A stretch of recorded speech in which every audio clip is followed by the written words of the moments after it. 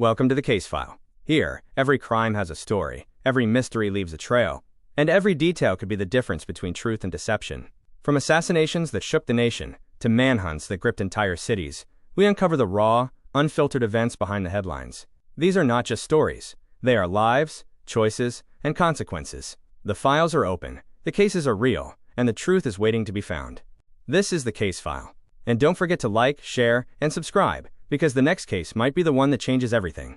A chilling photo shows the accused assassin posing with a .50 caliber machine gun.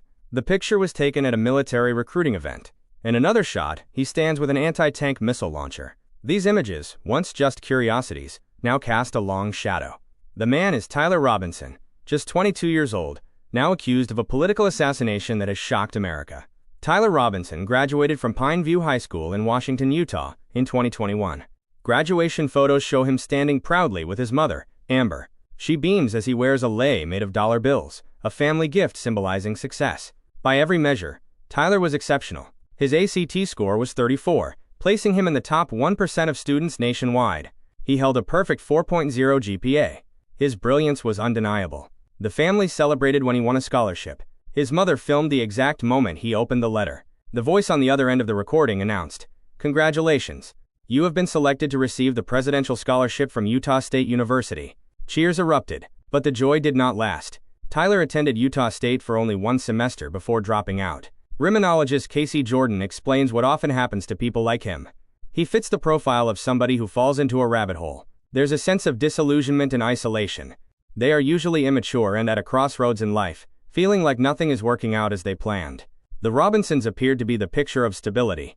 Tyler grew up in a 6-bedroom home valued at over $600,000, decorated with hunting trophies. Social media showed family vacations, fishing trips, and happy moments. His mother worked with disabled people. His father, Mark, owned a countertop business. By all accounts, they were an all-American family. But investigators later discovered that Tyler's life had taken a darker turn. According to relatives, Tyler had become more political in recent years. At a family dinner before the shooting, he spoke angrily about Charlie Kirk's visit to Utah Valley University. He criticized Kirk's viewpoints, claiming Kirk was full of hate and spreading hate. To his family, it may have seemed like heated talk. To investigators, it was a sign of something deeper. At the crime scene, investigators uncovered chilling evidence. Bullet casings were found with engraved political messages.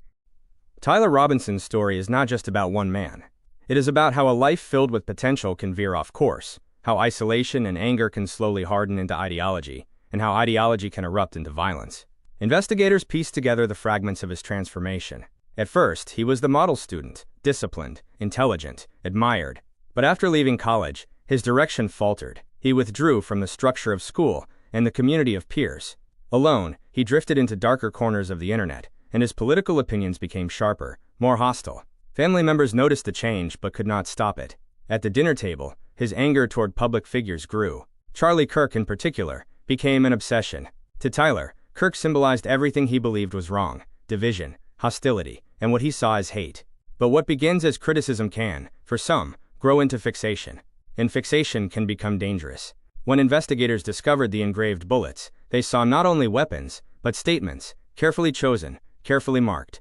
The phrases spoke of rebellion, of rage, of a young man who saw himself not as a criminal, but as a soldier, in some imagined war. Comparisons with other assassins reveal a chilling pattern: young men with promise, intelligence, and opportunity, choosing violence instead of resilience. Tyler Robinson had once been celebrated for his mind. Now he was known for destruction. In the end, the story of Tyler Robinson is not only about the assassination of Charlie Kirk. It is about the fragility of potential. It is about how quickly brilliance can unravel. It is about a family left in disbelief and a nation left in shock. This is a story that does not end with answers. It ends with silence, with questions that cannot be fully resolved. How did it happen? Why did it happen? Could it have been stopped? What remains are images: the proud graduation photos, the scholarship letter, the hunting trophies on the wall of his childhood home. And beside them, the darker images: the machine gun, the anti-tank launcher, the bullets etched with words of defiance. A story of light and shadow. A story of promise and collapse. A story of a young man who, somewhere along the way, chose the path of violence. This is the true life story of Tyler Robinson, and this is how brilliance turned to darkness. Tyler Robinson's downfall was not sudden. It unfolded quietly, almost invisibly over time. The boy who once spent afternoons fishing with his father and smiling for family vacation photos began spending more time alone. His routines changed, his world grew smaller, and yet, his mind was consumed with larger battles. Political struggles he believed define the future of the country. Investigators believe this isolation fed a sense of disillusionment. The scholarship, the promise of a university life, the admiration of his teachers, it had all seemed to point to a bright future. But when college slipped away, so did that vision. Without it, Tyler began searching for purpose elsewhere. For some, purpose can be found in work, or relationships, or faith. For Tyler, purpose became politics. The family's account describes his shift clearly. At one dinner, as laughter faded and plates were cleared, Tyler steered the conversation to Charlie Kirk. His tone was sharp. His words carried an anger that unsettled those around the table. He spoke of Kirk as if he were not just a speaker, not just a man, but an enemy. This was the turning point. From that moment forward, his political frustrations hardened into obsession.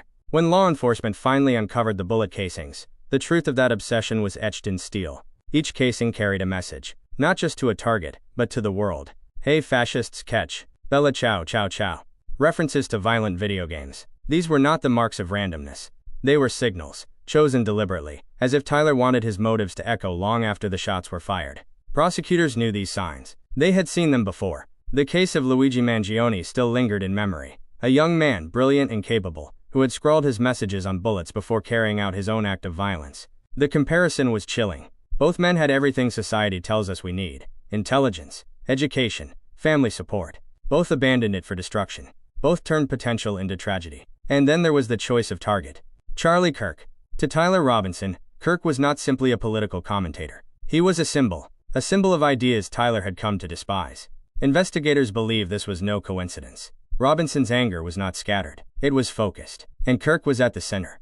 By now, the spiral was complete. The boy who once opened a scholarship letter to Cheers was now a man accused of murder. The student who once scored in the top 1% was now remembered for engraved bullets. And the family who once celebrated his achievements was left to wonder how everything could have gone so wrong. What follows is not just the story of a crime. It is the story of a nation asking how. How does brilliance collapse? How does a young man move from promise to violence? And what does it mean when the signs are there but no one sees them clearly until it is too late? The day began like so many others, but it would not end that way. Charlie Kirk, a polarizing figure in American politics, was scheduled to speak. For his supporters, it was a chance to rally around ideas of conservatism and free speech. For his critics, it was another flashpoint in a country already divided. Among those critics was Tyler Robinson. To him, Kirk was not simply a man with a microphone. He was the embodiment of everything Robinson had come to despise. The preparation was meticulous. Tyler carried with him more than just a weapon. He carried a message, etched into every bullet casing. Political slogans, revolutionary songs, references to games where war and chaos ruled. Each engraving was meant to speak, long after the sound of gunfire faded. When the shots rang out, the scene erupted in chaos. Screams filled the air. People ducked for cover. Security rushed forward. In seconds, an ordinary day became a nightmare.